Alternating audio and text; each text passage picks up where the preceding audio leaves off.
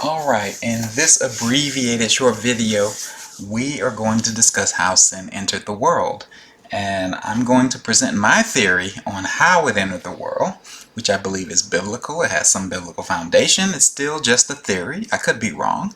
But let's go ahead and present it. And since this is a short video, we're not going to go into the details. I'll put a video up at the end that you can click through if you want to see me go through it at a slower pace and in more detail. But it starts with the fall and the details that we see in the fall. Particularly in Genesis 3, you can start looking at verse 6. Then the woman saw that the tree was good for food, and that it was a delight to the eyes, and that the tree was desirable to make one wise. So she took from its fruit and ate, and she gave also to her husband with her, and he ate. So what do we see here? We see the three temptations that she faced. Okay, it was a delight to the eyes. Okay, it was good for food, right? And it was desirable to make one wise. Good for food, appetite. Is appetite a sin? Is enjoying food a sin? No. Delight to the eyes. Is appreciating beauty a sin? No. Desirable to make one wise. Is it sinful to desire to be wise in and of itself, outside the context of the command? No. So these are three things that the woman was predisposed to appreciate: beauty, good tasting food, and wisdom. None of these are sin. And this explains how she could be tempted to sin without having a sinful nature, right? Because it was not a sinful nature or a sinful act that tempted her. It was very neutral or even good acts that tempted her, but they tempted her to do something that was contrary to the command of God.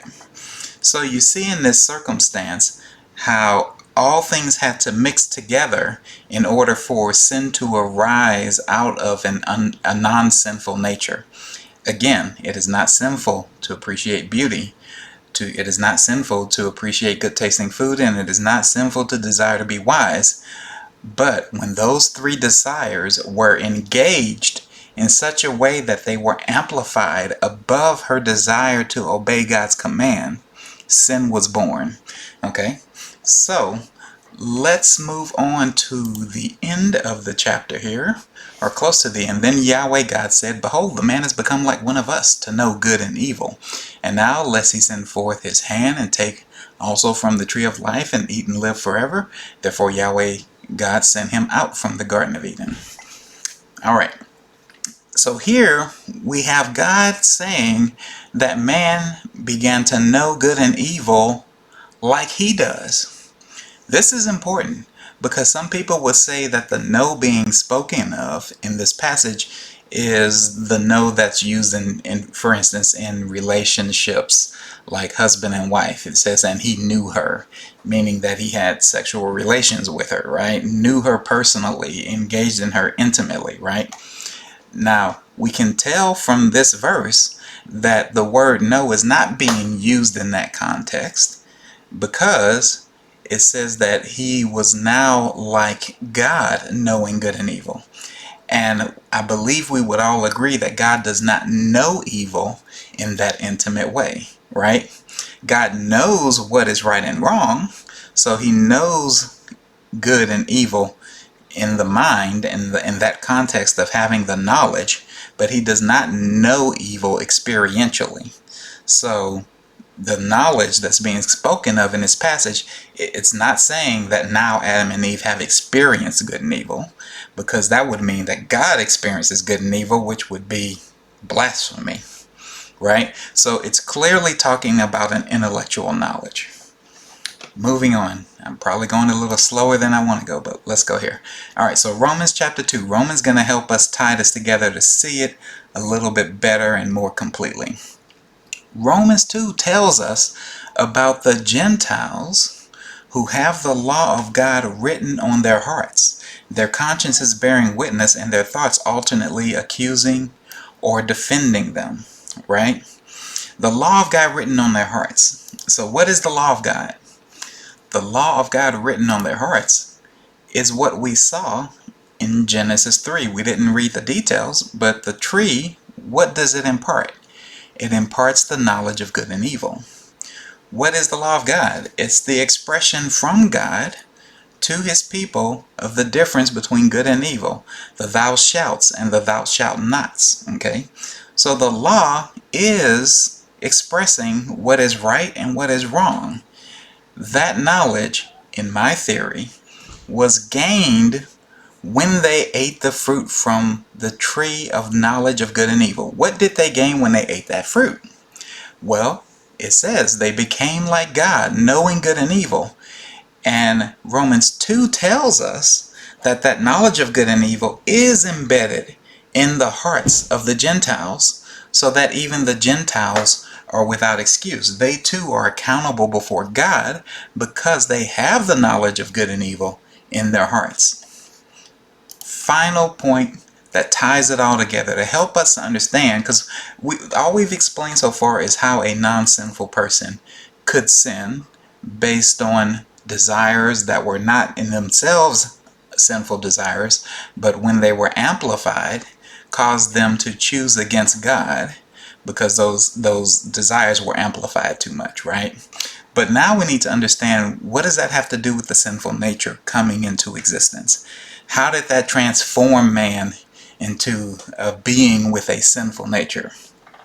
And I believe Romans 7 explains to us how that happened. So looking at Romans 7, if you go down to, let's see, verse 7.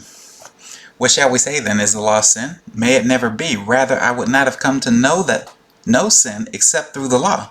For I would not have known about coveting if the law had not said, you shall not covet. But sin, taking opportunity through the commandment, worked in me coveting of every kind. For apart from the law, sin is dead. Now I was once alive apart from the law. But when the commandment came, sin revived and I died. And this commandment, which was to lead to life, was found to lead to death for me. For sin, taking an opportunity through the commandment, deceived me, and through it killed me. So the law is holy, and the commandment is holy, and righteous and good. What we find here being described is that when the law came in, sin sprung to life. Okay? Because I didn't covet before the law, but when the law came and said, thou shalt not covet, then all types of covetous desires came up in me. Sin came to life and I died, right? I believe that this is what happened when Adam and Eve ate from the tree of the knowledge of good and evil, because the knowledge of good and evil is God's laws. And maybe that's why God was telling them not to do it. Don't eat this fruit, because your nature is such, it doesn't have sin right now because it hasn't been exposed to the law. But it does have a propensity, if you expose it to law, if you mix your natural appetites, which may not be sinful, but you mix them in with law and temptation, then what happened? The law came and sin sprung to life. So others would interpret this, Paul's just speaking about, his own personal experience. I mean, that's a possible interpretation. He does use I, personal pronouns a lot here in the passage. But then that would say that this doesn't even apply to Gentiles, which I don't think the intention is to say that Romans 7 didn't apply to Gentiles, right? Now we know in Romans 2 that the Gentiles have the law of God written on their hearts. So I believe that this Romans 7 is speaking and relevant to the Gentiles because they do have the law of God written on their hearts. And I believe that Romans 2, the law of God written on their hearts, is the law, the understanding that was imparted when they ate from the tree of the knowledge of good and evil. So that's the theory. Knowledge of good and evil is the law of God on the heart. And when that knowledge was gained by eating the fruit, sin sprung to life, and we died. Thus, the birth of the sinful nature.